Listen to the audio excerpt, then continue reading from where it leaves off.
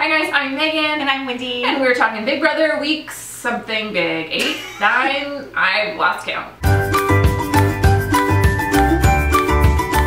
Double eviction week. Double eviction week number 1, and we have so much to talk about. First, we need to address the fact that our baby sound off video made it into last week's episode.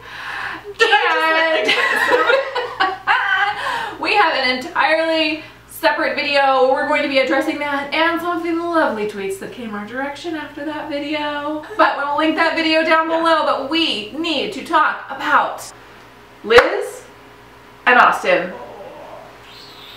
So gross. Around my tummy.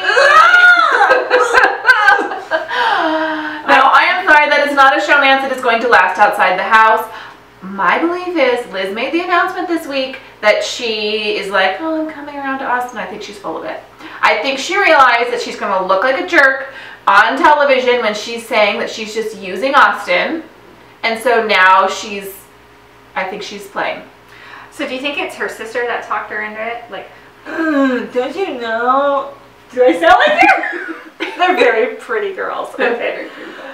I wonder if her sister clued her in that, like, you need that, you have to change your tune. Yeah, because it was looking real bad there. So I wonder. Or maybe she's like, I'm just going to make him shave off his beard pony in life. That's never going to happen. You know, that's never, I do. Every time I imagine just like, playing on it, I'm like, I just want to take like the trimmers to his whole head. But look, I don't dislike Austin. Just something about the pairing of them doesn't work for me, particularly because Liz was not into it. And now, oh, I'm coming around. No, there's either chemistry or there's not, right? I don't think there's like. I think it's a game move, but by doing that, they have solidified themselves as a very powerful threesome that people aren't yet coming after, and we're down to 9. I know, they gotta break that. You gotta get in there. Speaking of evictions, Shelly went home. I know. And it was very clear that she knew she was going home. I know, and you know, I know. Yeah, I know. Shelly was not liked by the masses on social media.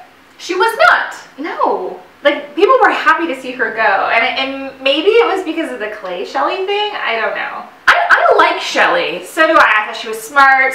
I thought she knew what she was doing. I think she could have potentially won the game if Clay didn't get evicted. Yeah, once Clay went, she lost her most powerful ally, and Vanessa, while she's a strong player, is also a really emotional player and kind of puts a target on the two of them together. Now, back to Vanessa. I don't think Vanessa was totally that loyal to Shelly. I don't either. Because when Becky said, oh, Shelly's the one to go this week, Vanessa was like, all right, okay, all right, it's all good. Like, don't tell Shelly I know, though. Shelly did the same thing, though. I know. Because Becky told Shelly, Vanessa's going this week, and Shelly didn't say anything. Now, Shelly shot herself in the foot, because once it was Shelly and Vanessa on the block, Shelly goes, I'm not campaigning against her. And I think the belief that you are safe in the Big Brother house is the stupid one. That's when you like, she even said, like, oh, well, once you're told that you're not the target, you know you're the target. Okay, then why didn't you get in there and campaign for yourself? Because Vanessa did. And that's why she's safe. That's why she's safe. Now, do we think that was a smart move? I was really going over in my head if it was a smart move to get rid of Shelly or Vanessa. And I think they had a really tough decision to make. I do too, but I think they should have got rid of Vanessa. I do. So here's what I wonder. Shelly's a better competition winner. Vanessa's a better strategic player. So I don't think Vanessa's a competition threat. Probably not.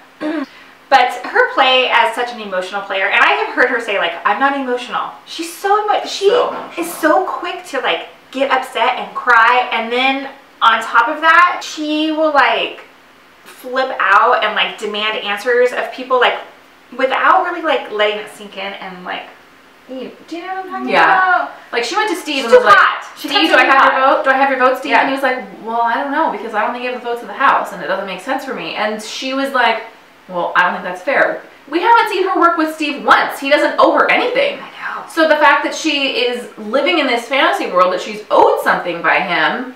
And the other thing that I've been thinking about a lot is these players have no idea how their game is being portrayed on television. And I think the #1 person who is unclear of his role in the house versus how the television viewing public is seeing his role in the house is Steve. Steve. Steve has built himself up to be a threat. Yeah, and he's not. Right? I mean, at least that's what CBS is showing us, that he's not, he doesn't have anything. CBS only shows his, like, kind of little quirky little by himself, Which is not talking to the camera moments. I know, I think that's unfair. Oh, I think it's unfair too. I think they've painted a very unfair picture of him. Me too. But he did win HOH last night. But apparently in the live feeds, he was talking about how he was going to throw it. Oh, really?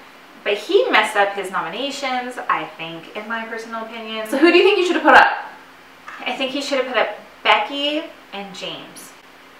So, yeah, I think putting up Meg and Jackie, two floaters who have had basically nothing to contribute to the house at all.